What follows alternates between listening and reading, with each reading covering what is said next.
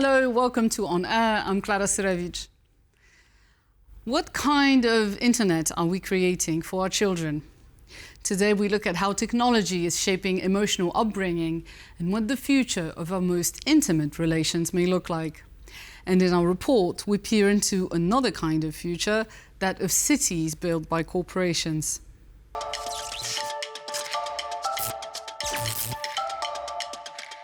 Once upon a time, not so long ago, school children in France were served wine at lunch.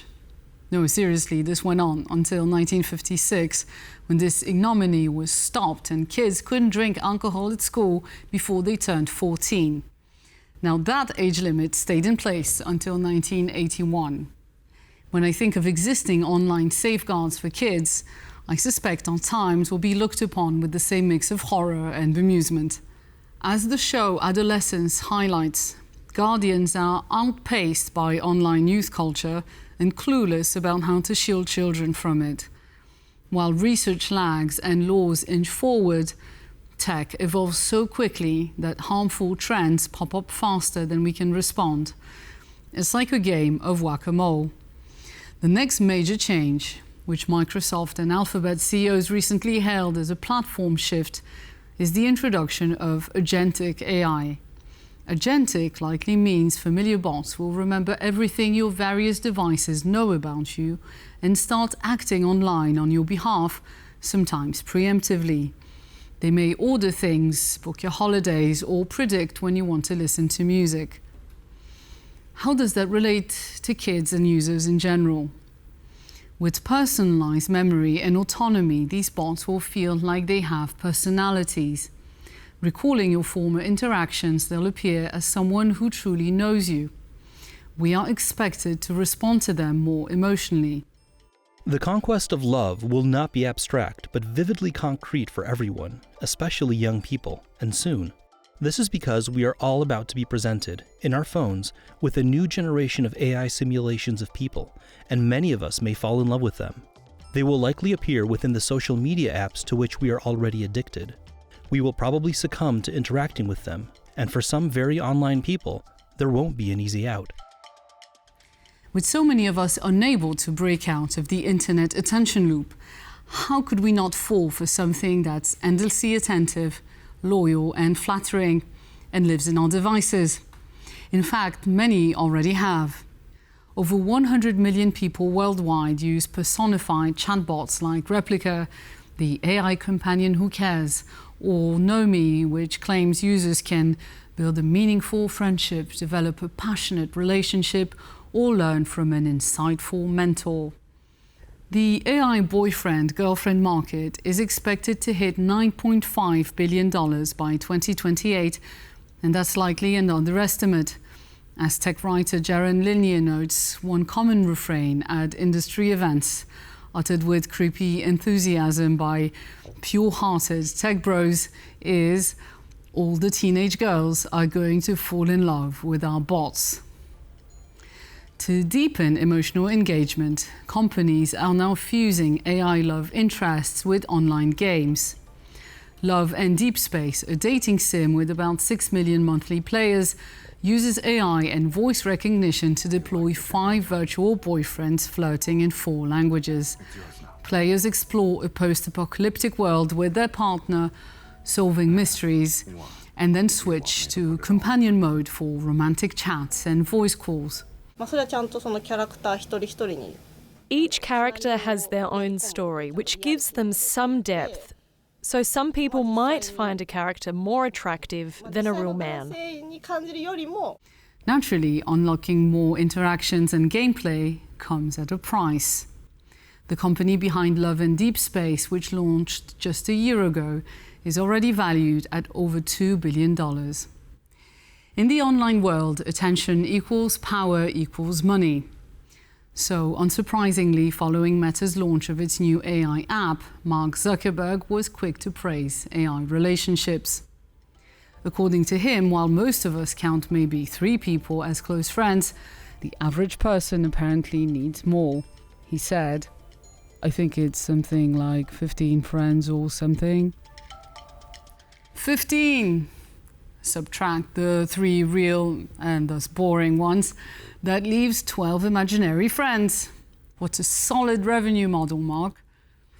According to the latest Family Studies and YouGov survey, a quarter of young adults already think AI could replace real-life romantic relationships.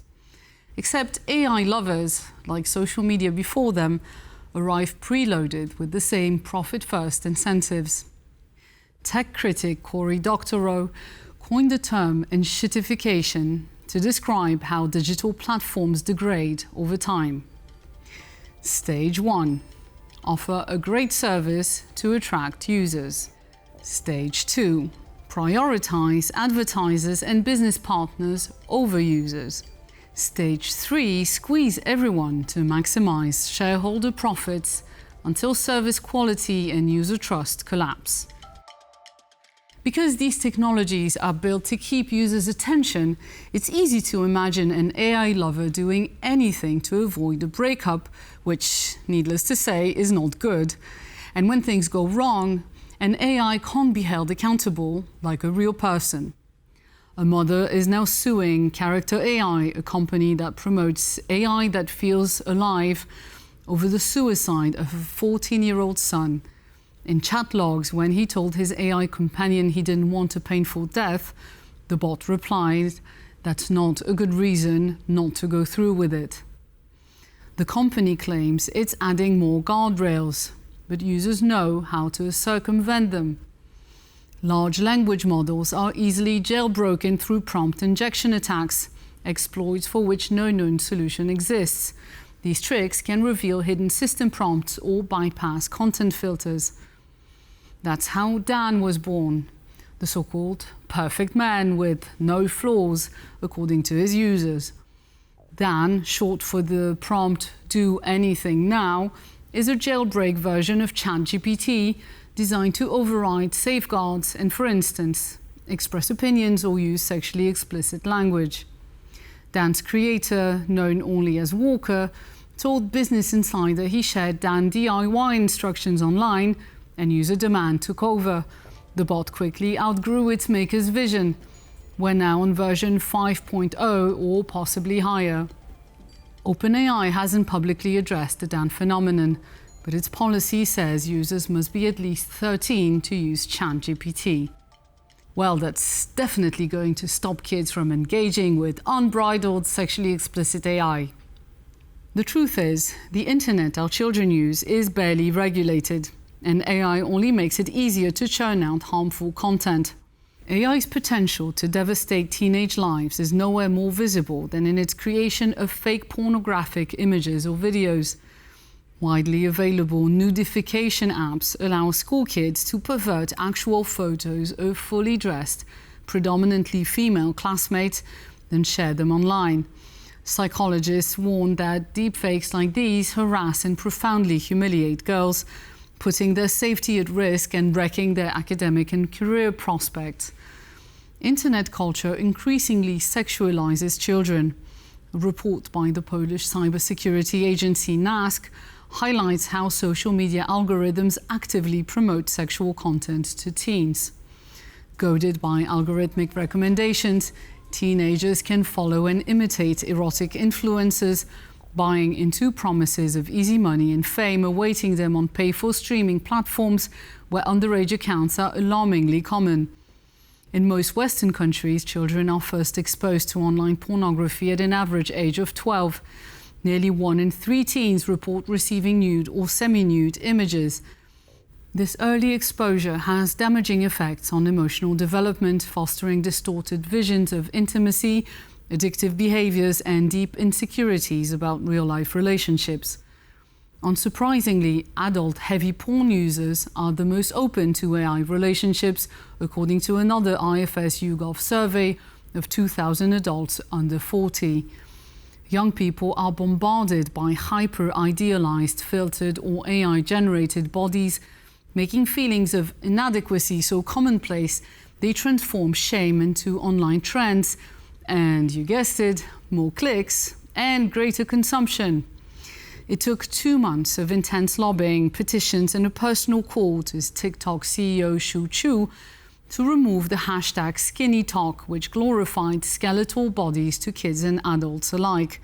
The EU called it a success, but the sheer effort required to delete a mere hashtag and the damage done while talks stalled is testament to the contrary. Because viral hashtags sell, diet merch for instance, and that money will not be made off of those kids. In recent months, the idea of a digital age, a minimum threshold for minors to access social media, has shot to the top of Europe's agenda. The EU Parliament and national governments are said to be developing legislation and tech tools like age locks and AI filters. But a more honest description would be to say they are scrambling to keep up. By the time meaningful interventions arrive, today's digital norms will have alienated a generation, and this could have cascading effects on demographics. For young people, navigating the awkwardness, conflict, and heartbreak of real relationships may soon feel like too much hassle. While the average age of sexual initiation has risen, a positive trend linked to better health and mental development, the number of young people interested in forming relationships altogether has dropped dramatically. In parts of Asia, where demographic decline set in earlier than elsewhere, virtual partnerships are on the rise. Fictosexuality, or the attraction to fictional characters, has become mainstream enough for companies to offer tech enabling relationships with holographic partners. While some neurodiverse users report that chatbots help them navigate real-life relationships, the addictive design and the reinforcement of utilitarian interactions outweigh benefits. It's all about the needs and satisfaction of one partner. It's a hollowed-out version of friendship, someone to keep me entertained when I'm bored, and someone that I can just bounce ideas off, that will be like a mirror for my own ego and my own personality. There's no sense of growth or development or challenging yourself. History is filled with artificially easy companionship for powerful men, like geishas or courtesans. Did they foster wisdom, introspection, or empathy among their masters? Perhaps sometimes, but most likely the opposite. With the advent of AI, we are subjecting very young and impressionable people to a real-life Turing test, and we are allowing most of their interactions to be mediated through corporate products. As we become more entertained and alienated, offloading ever more decisions onto our agentic concierge/best friend, our emotional lives will be changed permanently.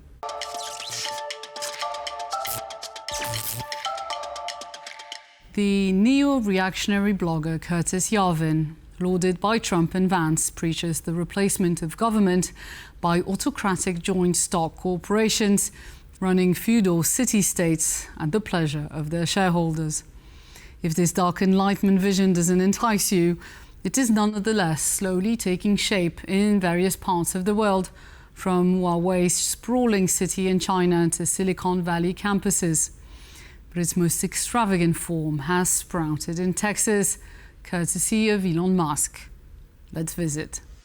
In June 2024, a sliver of South Texas known as Boca Chica Village officially became Starbase, a newly incorporated city built around SpaceX's sprawling launch site. Today, Starbase has around 500 residents, more than half of them SpaceX employees. Its new mayor is a longtime company executive who, along with 2 other SpaceX staffers, ran unopposed for office. Residents fear that this is a modern replay of the 19th century company town, complete with limited accountability and vague promises of economic growth. And now, that town is wasting no time redrawing the map.